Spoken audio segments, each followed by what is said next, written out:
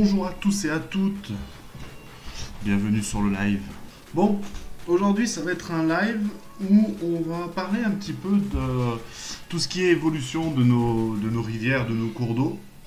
On va pas se mentir, à l'époque, les anciens on va dire, non mais il y a quand même pas mal d'années, il se passait beaucoup de choses sur nos rivières et puis ils en avaient quand même pas grand chose à faire de l'écosystème, des poissons. Et donc oui, il y a certaines choses qui sont faites pour, on va dire, améliorer un peu tout ça, améliorer la qualité de nos rivières, liées à la pollution, liées au seuil. Il y a certaines assos et tout qui font des effacements de seuil. Il y a aussi la Fédé qui est beaucoup impliquée là-dedans, hein, sur la restauration de nos rivières et de l'écosystème, on va dire. Et c'est plutôt une bonne chose. Du coup, on va regarder quelques vidéos ensemble où on va voir un petit peu tout ce qui se fait sur ces dernières années. Et puis on va en parler tranquillement, voilà. Je les trouve super bien faites. J'ai trouvé 2-3 petites vidéos comme ça. Et elles sont super bien faites. Ça va rappeler un petit peu les problématiques de tout ce qui se passe, voilà. Là, c'est plus par rapport donc, aux poissons migrateurs et tout.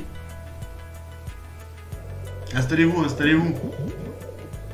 On va parler de poissons, on va parler de nature, ça va être bien. On va aussi parler du coup de tout ce qui est poissons migrateurs. Il y a aussi pas mal là en ce moment, il y a beaucoup de fédés qui s'attellent un petit peu aux problématiques des saumons qui remontent via tout ce qui est les seuils, les passes à poissons. Il y a beaucoup de seuils qui, à l'époque, les mecs ils s'en foutaient, ils faisaient une retenue d'eau et puis il n'y avait pas de passe à poissons ni rien. On va dire qu'ils s'occupaient pas trop du bien-être des espèces qui vivaient. Ils pensaient pas que ça allait devenir une problématique plus tard, je pense. Puis voilà, ils avaient autre chose à penser, on va dire, et du coup, maintenant, ça commence à se mettre en place. Il y a certaines choses qui se mettent en place, c'est plutôt bien.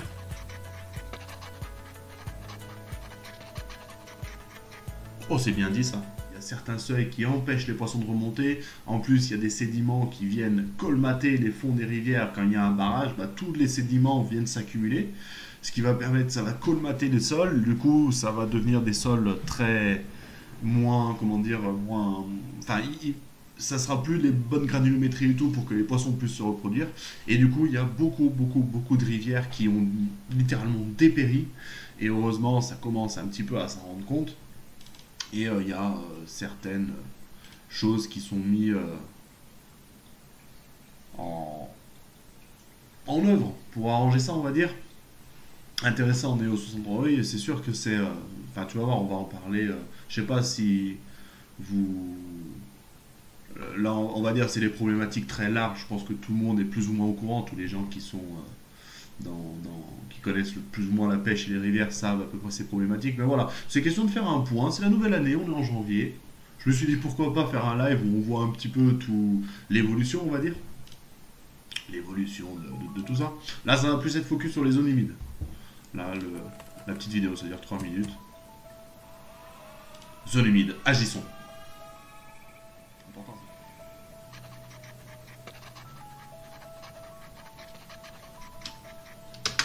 Ça c'est grave quand même. Hein. 50% la moitié quand même. Hein. Imaginez la quantité d'espèces qui sont impactées.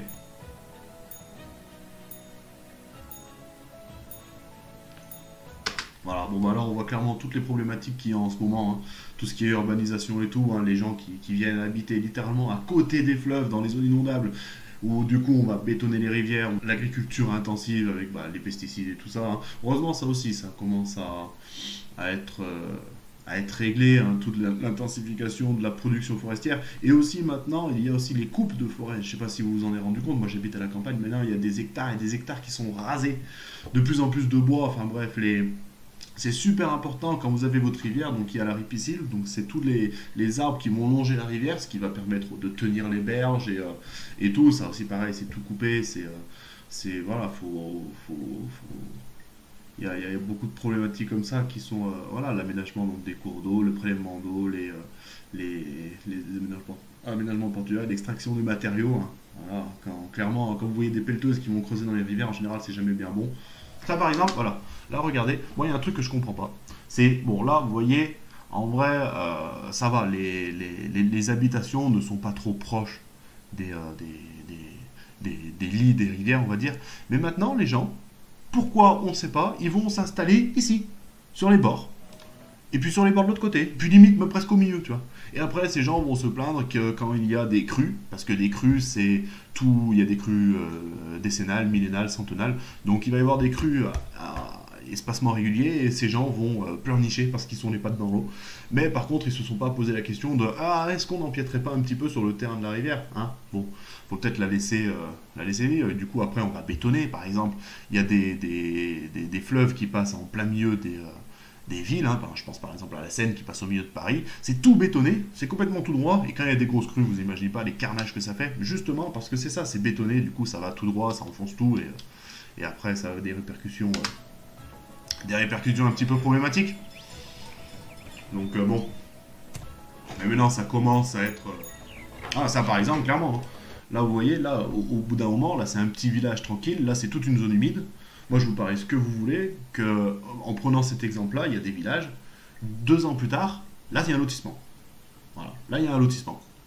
Du coup, il n'y a plus la zone humide. Après, là, ils vont tout bétonner, et ça va être... vous voyez, comme ça. Tout simplement. L'espace... La rivière a besoin d'espace.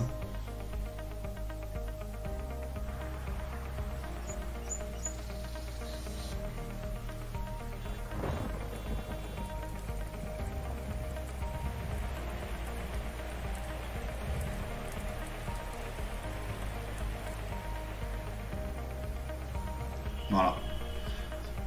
Ça, c'est typiquement ce que je disais tout à l'heure. C'est typiquement ce que je disais tout à l'heure. Là, le jour où il y a une crue décennale centenaire, ça déborde, et c'est la merde, quoi. C'est littéralement la merde.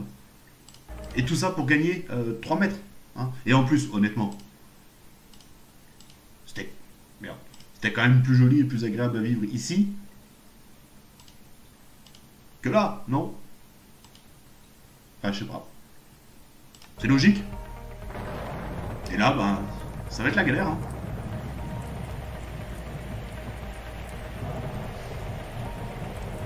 Là, vous inquiétez pas, c'est les, on va dire, c'est un petit peu les pitchs de sensibilisation qu'on va regarder. On va poser les bases avant de regarder d'autres vidéos, mais il y a beaucoup d'associations et des fédérations de pêche et même des gens comme vous et moi, des gens lambda qui commencent à se sensibiliser à tout ça et qui participent à certaines choses pour améliorer tout ça. On va voir, ça va être un peu plus joyeux après le stream, je vous promets. Et ça, voilà, là en ce moment en plus. Là, bah tiens, j'en avais fait une vidéo cette année sur... comment elle s'appelle? C'était est-ce qu'il y a en gros des poissons dans les tout petits ruisseaux comme ça? Moi, vers chez moi, il y a beaucoup de tout petits ruisseaux comme ça. Et ouais, il y a des truites dedans. Il y a vraiment des truites qui viennent, qui remontent et qui se reproduisent. C'est vraiment pour... Bon, alors, c'est pas les truites d'1,50 m, hein. On soit d'accord. Mais il y a de la vie, hein. Il y a des petites truites, il y a aussi des chabots, il y en a pour certaines, il y a des loches, il y a même du verron, donc voilà, et si tu pollues ça, c'est vraiment là, il disait, c'est la base de tout, hein. C'est là que tout commence, quoi. C'est vraiment le début des sources. Ces lieux sont vraiment la naissance, le début de la rivière.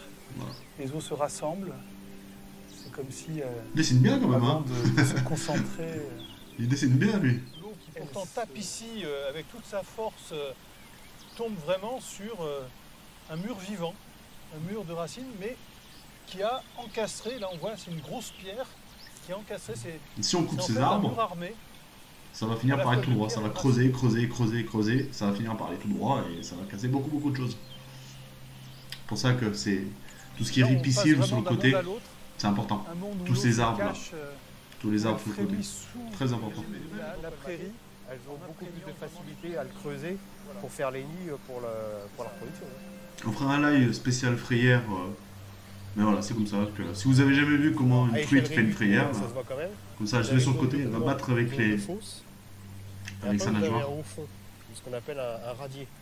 Et généralement, les zones de frayère sont tout le temps au moment où après une fosse, quand le fond remonte, donc il commence à y avoir au fond que le courant réaccélère. C'est là que se trouvent les zones justement où le granulat, le bon granulat de frayère s'accumule et qu'elles vont frayer. Voilà. Ici, par exemple, un radeau tracté manuellement a permis de transporter les blocs d'un ancien seuil de moulin qui gênait la circulation des flux.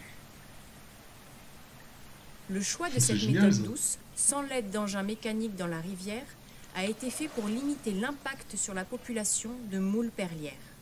C'est une question d'équilibre. Pêche de loisir. Plateau des mille étangs. Je viens de dire ça aussi, aspect très important, la pêche de loisir. À l'époque de nos grands-parents, ça n'existait pas la pêche de loisir. La pêche sportive, ça n'existait pas. La pêche, les mecs prenaient leur carte de pêche, ils allaient à la pêche pour choper le poisson, remplir les congèles, pour rentabiliser la carte de pêche. Moi, si je ramène maintenant une truite dans l'année, c'est le bout du monde.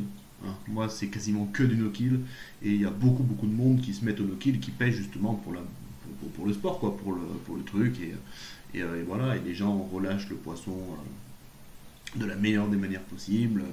Donc ça, c'est un aspect qui n'existait pas avant. Mais pourquoi entreprendre de tels travaux alors que cela fait plusieurs centaines d'années que ces seuils existent?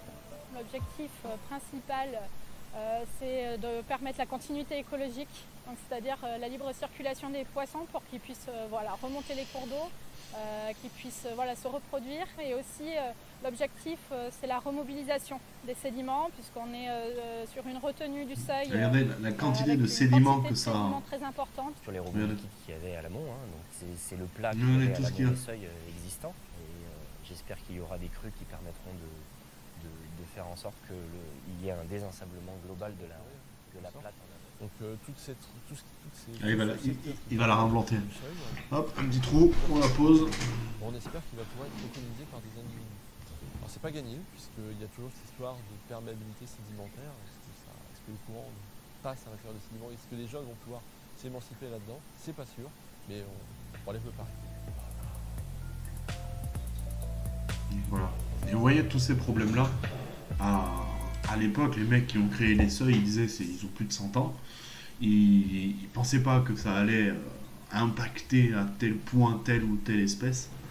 Et voilà. Et le problème, c'est que là, vous voyez, donc là, c'est sur l'Anse, ils en parlent juste deux. Mais il y a des rivières où il y en a des dizaines et des dizaines et des dizaines et des dizaines de seuils. Et les poissons ne peuvent plus remonter. Les moules perlières, elles meurent toutes. Et encore, on parle que de ces deux espèces, mais il y en a tant d'autres. Salut Luc! L'ombre est un poisson magnifique. Alors c'est pas un poisson magnifique l'ombre, c'est le plus beau du monde. Voilà, c'est le plus beau, c'est mon petit chouchou. C'est vraiment un des poissons les plus beaux. Regardez ça. Ah mais il y a ma grosse tête, vous voyez pas. Oui, c'est bon. Regardez la dorsale qu'il a. Regardez ce poisson. Il est vraiment beau. Hein. Ce serait quand même dommage de le perdre celui-là. Regardez là. Comme c'était avant. Regardez comme c'était avant. L'eau s'écoulait presque pas. Regardez maintenant. La force de l'eau. Du coup, toutes les alluvions ici, comme il disait, il espérait une crue. Tout ça, ça va dégager. Et ça va faire une super zone de frayère en dessous, au-dessus. Faisant leurs œuvres, le cours d'eau commence à se modeler. Et puis bien sûr, les poissons là peuvent remonter pépère là. Là ils sont bien là. Parce que là, à l'époque, il y avait des arbres. Ils ont tous été coupés. Du coup, ça creuse, ça s'effondre ici. Du coup, obligé de remettre ça avec des branches de saule et tout pour colmater. Et après, ça devra repousser par-dessus, quoi, pour tenir les berges avec les racines et tout. Les institutions. Allez, ils recèlent. Nous avons Avec tout ce qu'il y a derrière. Là. Ça, c'est de l'aménagement. Et oui, je voulais dire, j'ai dévié. Par rapport à, là, il disait les propriétaires des terrains. Parce qu'il faut savoir que quand vous avez un terrain qui est en bord de rivière, vous avez un droit d'eau. Voilà, donc en gros, l'eau n'appartiendra à personne. La rivière n'appartiendra à personne. Par contre, la berge sera à vous. Voilà, et moi j'ai eu quelqu'un, une fois, là, si vous allez sur ma chaîne YouTube, vous allez trouver une vidéo assez facilement, c'est la toute première. J'ai fait, il n'y a pas si longtemps, un nettoyage de rivière, où j'ai nettoyé à peu près un peu moins de 10 km, 8 km de rivière, où j'ai enlevé tous les déchets. Et dans les commentaires, j'ai quand même eu quelqu'un qui m'a envoyé un message, enfin un commentaire, qui m'a dit... Oui, alors, les berges sont aux propriétaires, tu n'as pas le droit d'enlever les déchets de ces berges. Parce que justement, c'est à eux, et s'ils veulent, ils font ce qu'ils veulent. S'ils veulent mettre leur merde au bout de leur terrain, ils ont le droit de faire ce qu'ils veulent. C'est à eux d'enlever les déchets, et c'est pas aux autres. Donc en gros, on n'a pas le droit. Vous vous rendez compte à quel point les gens sont débiles quand même de dire des choses comme ça? Ah non, non, mais il fait ce qu'il veut, hein. S'il veut polluer, c'est chez lui, hein, en fait. S'il veut balancer des tonnes et des tonnes de merde dans la rivière, il fait ce qu'il veut, c'est chez lui. Et là, bah, c'est pareil, il y a des propriétaires qui sont bêtes, complètement bêtes. Et heureusement, ça change de plus en plus, comme ils en parlaient tout à l'heure par rapport à la sensibilisation. Avant, les gens, ça en parlait pas, ils savaient pas. Maintenant, heureusement, ça en parle un peu mieux et les gens deviennent... Enfin, c'est pas qu'ils deviennent moins bêtes, hein. Il y en a qui sont pas bêtes du tout, c'est juste qu'ils connaissaient pas. Et heureusement, maintenant, ils comprennent que c'est important, mais il y en a qui sont encore complètement bêtes. Dans des et tu vois, et donc, on va amener... Et je suis sûr et certain que toi qui as participé du coup à des nettoyages de rivières et des lâchers de truites, je suis sûr et certain que tu as passé des super moments. Des super moments avec tous les autres, c'est devenu des potes et tout. Et vraiment participer à des trucs comme ils sont en train de faire là dans cette vidéo, c'est trop bien. C'est vraiment, vraiment trop bien. Ça sensibilise les gens, tu apprends énormément de choses. Et en plus tu passes des bons moments. Quoi demande le peuple? Mais la façon dont on avait fait nos frayères n'avait rien à voir avec ce qu'ils sont en train de faire maintenant à l'écran. Rien à voir. C'est pas du tout la même technique. Je vous montrerai après si vous voulez. C'est pas mal, hein. Là, ça fait une zone de radier tip top. Quelques jours plus tard. Hein. La PP de Saint-Yriel déjà là. Et quelques jours plus tard. Il y a une, deux, trois. Deux petites. Ouais, trois. Ça, j'ai cru que ça en était une, mais non. Quatre. Qui ne sont pas très 4 tweets déjà. efficaces. Et elles ont pas l'air vilaines. D'accord. Donc la rivière est là. Hein. La rivière passe de ce côté-là, vers nous là. Le problème c'est qu'ils ont complètement asséché. Elle va arriver là, je suppose, la passe à poisson. Je suppose. Donc là ils sont en train de faire justement. Elle va être grosse, hein. Elle va être. Ouais, elle est là à l'entrée. Voilà, donc là. Ils vont ils ont remblayé pour pouvoir bosser, passer les engins. Hein. Mais là, l'eau va arriver ici. Et les truites vont remonter comme un escalier, mais comme ça, quoi. Ce qui va faire un courant moins important. Jusqu'en haut, tac, jusqu'à la tête du barrage. Parce que là, c'est plus un petit seuil, là, c'est un petit barrage. Hein. Ouais, là, vous voyez. Les truites, elle peut remonter. Bon, elle est gigantesque, hein, celle-là. Celle-là, elle est vraiment gigantesque. Hein. Bon, c'est très vilain parce que c'est que du béton. Hein. Bon, là, on est loin des petites rivières qu'on a vues tout à l'heure. Hein. Là, c'est plus le même délire, mais au moins 140 mètres de long. Au moins, sur des seuils gigantesques comme ça, les truites peuvent remonter. Bon, et ben après 3h15 de live. Je pense que je vais m'arrêter là. J'espère que ça vous a plu en tout cas. En tout cas, c'était cool. Moi, j'ai bien aimé. J'ai bien aimé. Il y avait du monde, il y avait de l'interaction. Donc, c'était super sympa. Vous avez été au rendez-vous et c'est le top. C'est vraiment, vraiment, vraiment le top. C'est ce qui me motive le plus à faire tout ça. Abonnez-vous. C'est gratuit. Ça fait soutenir la chaîne. Et encore une fois, c'est super gentil. Voilà. Gros bisous. Et je vous souhaite une bonne soirée. Bon appétit à ceux qui n'ont pas mangé. Moi, je vais aller manger parce que je vous avoue que j'ai un petit peu faim. Et voilà, puis après 3 heures de live, je suis bien content, ça a bien marché, c'était cool. Je vous fais des gros bisous, bye bye, à la prochaine, et puis voilà. Merci d'avoir suivi. Ciao, ciao.